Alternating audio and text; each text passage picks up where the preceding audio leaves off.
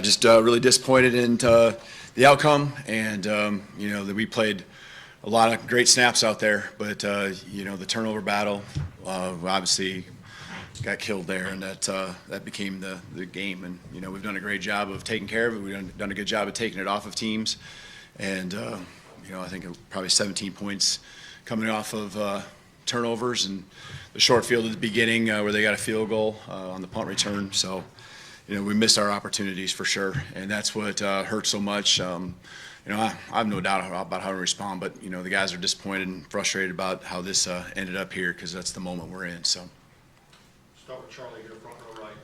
You mentioned the word frustrating. How frustrating is it to nearly double them up in yards and still come away with a 2-point loss? Yeah, that's it. I just feel like throughout the game, we really didn't feel like we couldn't move the ball. Felt like we couldn't put it in the end zone. There was, just these one-off plays that, were the takeaways. And so, and then it just became an uphill battle, and if you can take the lead and extend the lead when it was 21-20, then it can potentially become a whole different game. But again, the guys are going to fight. I know the character of the team, but that's the part that is just really frustrating for everyone. And is that you win the time of possession, you win everything pretty much. Total yards, and you come away with a loss. And so again, they're a good football team, and when you give them those chances, that's what you get. Go to Nick, far left.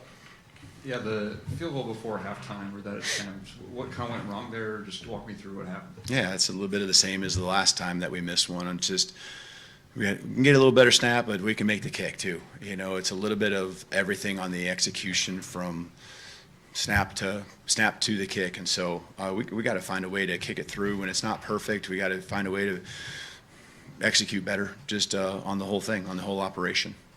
Go to Katie, front left here. You got the ball back with 7 minutes left in the fourth quarter. Just kind of what was the strategy time-wise there? Were y'all going to milk the clock all the way down and kick a field goal, trying to score a touchdown? Just kind of what was the approach there on offense? Yeah, you don't start that way. You're just trying to get you out of your own end zone. With the ball on our own 6, you're just trying to get a first down, and then you're trying to get another one. And felt good about the situation. We knew we just needed a field goal to win it, but it was more about just getting out of your own territory. And even if we had to punt with the 2 timeouts, and you're thinking the 2-minute warning, that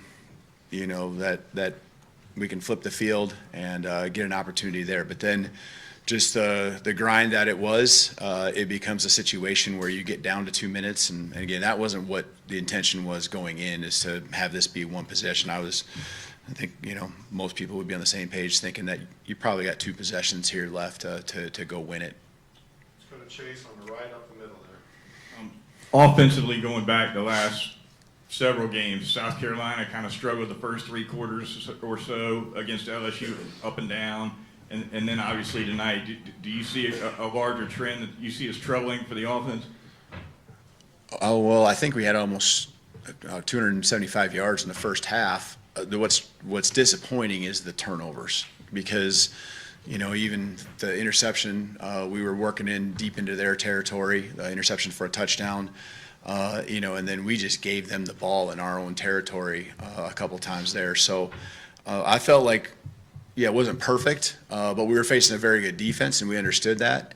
And, I felt like we were executing better today than we have probably the previous couple weeks against a very good defense. And so, just the big mistakes are the ones that hurt us.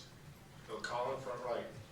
Do you feel like, you said you executed better than you have in previous weeks, but do you feel like the run game took a step forward, or did you feel like it was a lot on Ty's shoulders? Yeah, I think it felt like there was opportunities where we had seams to run the football more so than we have. And, there's still times, again, they're very good against the run. And so, I'll watch the film more detail and see. But I thought our effort, our belief in doing it is continuing to head in the right direction.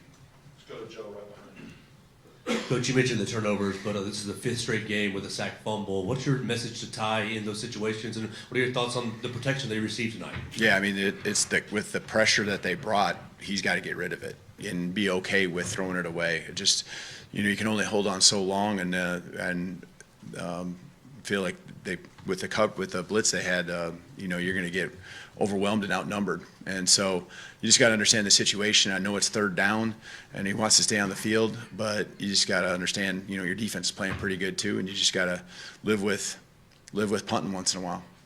Let's finish up with Alex, left side. Does it feel like with the struggles in the running game and the struggles up front sometimes that there is too much on Ty's shoulders and maybe it can sort of wear on him in some points? No, I think we had enough quick game. I think we had enough quick throws out there. You know, we were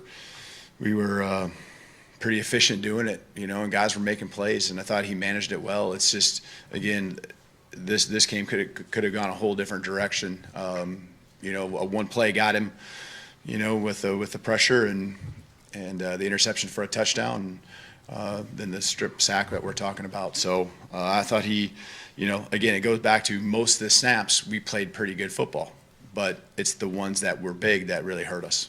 All right, thank you, Coach. Yep.